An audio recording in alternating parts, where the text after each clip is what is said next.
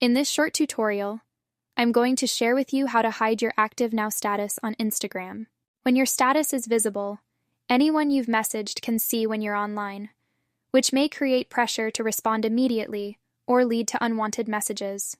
To hide your Active Now status, simply head to Instagram.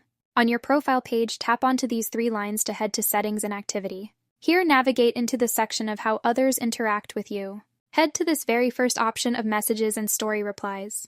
Now, under Who Can See That You're Online, head to Show Activity Status. Make sure to turn this option off. Your Active Now status, it's a green dot next to your profile icon, will no longer appear to public. This means even if you're online on Instagram, no one will notice. Well, that's how easy it is to hide being active now on Instagram. And if you find this video helpful, consider subscribing to our channel for more informative tutorials like this one.